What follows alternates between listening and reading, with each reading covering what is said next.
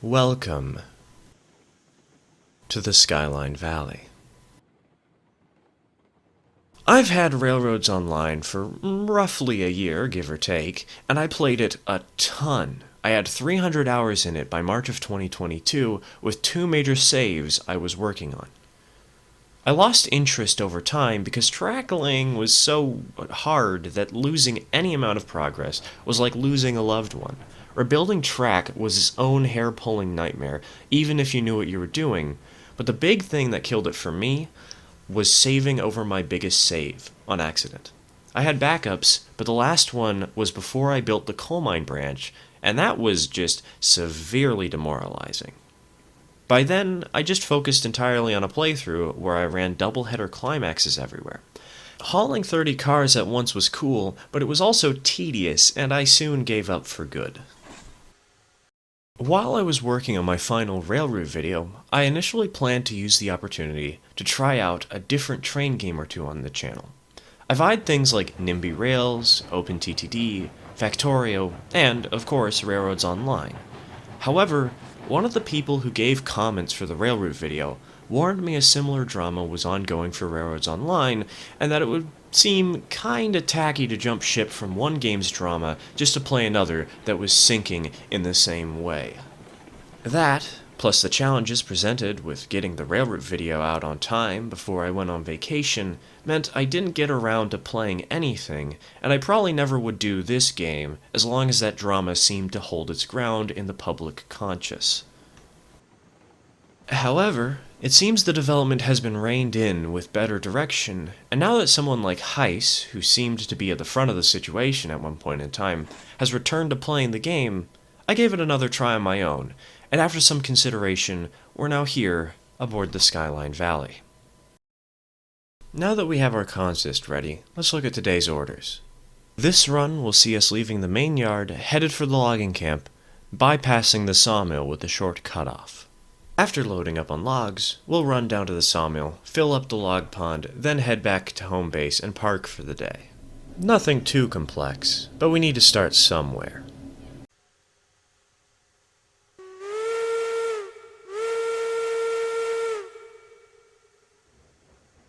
I first bought this game for a kind of silly reason, but I'm willing to bet I'm not the only one who did this. I'm sure many of you know the YouTuber Con Gaming, who definitely helped popularize this game around a year ago and is still providing gameplay to this day.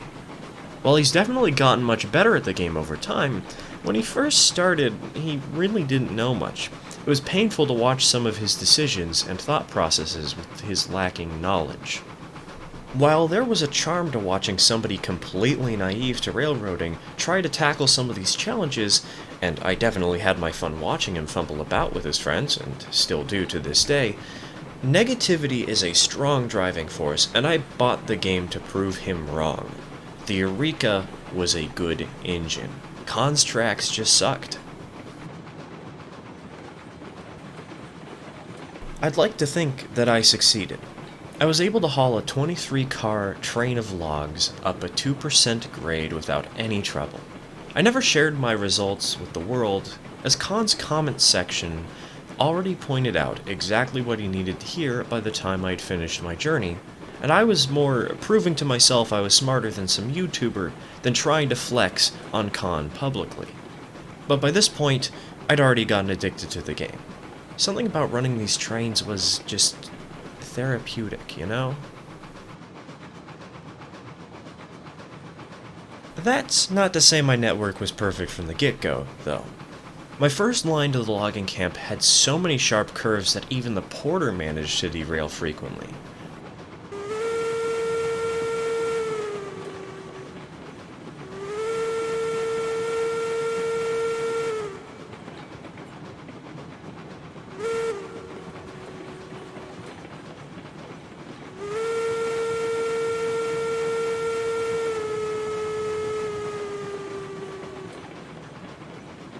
When I finally fine-tuned the system to run the porter, I eventually got the cache to run the Eureka, which of course couldn't handle the curves that the porter could only barely manage. I wish there was some starter tracks, because I was mostly excited to run these trains. And while I learned invaluable lessons about how to lay good track, I had to spend a day and a half before I could run all my trains without derailing once on any route I had laid. It was kind of frustrating. I wish this was a feature they had back then. By the time I accidentally saved over my main playthrough, I had a fleet of at least 120 cars, 5 engines of unique designs, 2 separated operating zones, 5 linked industries, excluding the freight depot, and an overbuilt system as if I was expecting 20 people to join my side eventually and run trains.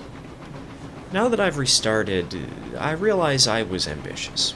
Way too ambitious. I wasted so much of my time trying to perfect the network for a need that was never realistically going to arise, and even if it did, there would still be excess tracks everywhere as I had overbuilt it so much. For this new playthrough, I've decided to operate things in a more humble manner.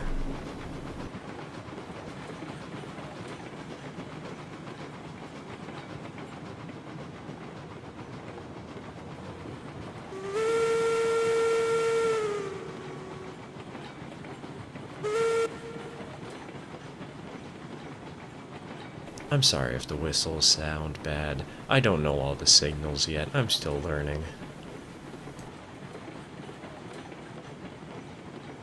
One of the things I've noticed when watching some recent videos on the game is that many YouTubers have loops at the end of every destination to turn trains around on a dime.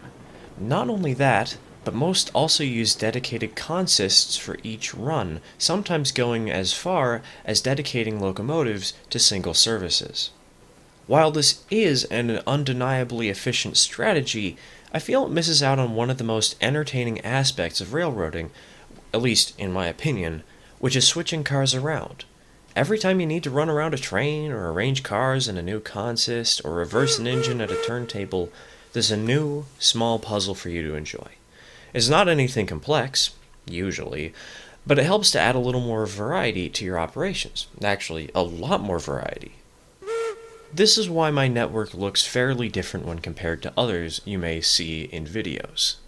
It's also why this video happened to open up on the engine being fired up and the consist being assembled, and why after we load up on logs here, another similar montage will play out as I reverse the train.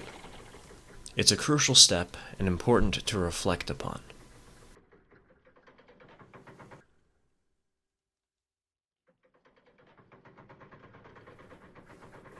While time flies when shunting and switching cars, as it's quite fun, I must admit here, editing down the video in post, it's a bit annoying to trim these segments down so much. It would probably help if I wasn't doing a voiceover in post and instead was talking live as I was recording, but I'm still unsure how I want to do a series like this one, or even if I plan to continue it beyond a single pilot episode. If you've got any ideas, or are interested in seeing more content like this, leave a comment or a like. I don't know how much that affects the video's outreach, but I do know it tells me, personally, that people are interested in this content and would like to see more as time goes on. It feels a bit cliche to ask, but it's true. If you want more videos like this, or have suggestions on how to do this better, or maybe want to see one of those other rail-based games I mentioned earlier featured in a video in the future, let me know and I'll consider it.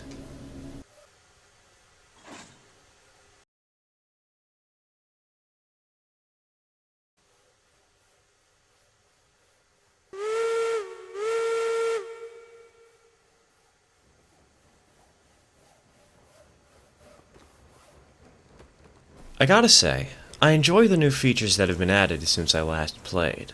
The new splines are ridiculously useful, as a yard that took me 2 hours to make in the past took barely 20 minutes when I tried to build it in my latest playthrough. Tearing it up to rebuild it wasn't a nightmare, as everything was far more consistent and simpler to put together. The new track pieces, such as buffers, bridges, and turntables, go a long way. The new color features help to make your railroad feel alive and personal, even if not every locomotive has variations. And the new locomotives add tons of potential, providing more options as you slowly increase your power output. Everything I've seen so far has made this playthrough feel fresh. Well, everything new and intended, at least. I've encountered a few crashes, all triggered unexpectedly by exiting a train's operator UI, which has been a problem since I bought the game. I've clipped through the map while laying a bridge, though at least I didn't lose any progress then. The respawn button doesn't work, there's no way to try and refund a train once it's outlived its useful time frame. You could delete it, but that's just worse than keeping it around on a spur somewhere in case of emergency. And typos on your rolling stock are permanent. I'm sure I could come up with more critical complaints if given more time, but these are the ones that first came to my mind. Despite these issues, I'm definitely having more fun now than I was before. In my opinion, the new features have been very strong and mostly outweigh these problems I've run into. If there is anything I feel could be fixed outside of bugs and minor complaints, though, it's the engine pricing. They all seem to fall into similar price categories where one seems to clearly outshine the others depending on your playstyle, and while it's not necessarily bad, some of them are missing features which would give them an edge over others. Take the Eureka, for example. Its large driving wheels don't give it any better speed, and the Glenbrook for just $200 more has 40% extra power, which is a huge increase for a small price. Or take the Porters, which didn't even stand a chance. Even the Montezuma has more strength, yet there's two Porter variants for a higher price tag, for some reason. And don't even get me started on the Shay. However, because of the game's somewhat self-set goals, it's easy to look past clear flaws and just have fun running trains, you know? I really appreciate that. Each playstyle, no matter how inefficient, has a home, so long as a player wants to run the railroad that way. Nothing's stopping anyone aside from themselves. Only geared locomotives? Go ahead. Tender engines? Nothing's stopping you. Exclusively porters? Your funeral. I guess that really is the beauty of the game, and why I've had so much fun with it recently. It's your railroad, your ideas. While the industries and terrain are set in stone, the tracks, trains, and operations are anything but that. The railroad is your canvas. For now, I think I don't really have much more to say. I have more prompts to discuss, sure, but I'd like to save them for other videos where I can go into greater detail about them. Again, who knows if I'll keep doing this, admittedly, but if you are interested in more content surrounding this game, like the video to let me know in a simple way, or comment to give me more refined input. I'll be interested to see what happens with this. Who knows? For now, though, my back's in pain and I need some rest. So, enjoy some trains running for the rest of this video. Cheers, folks.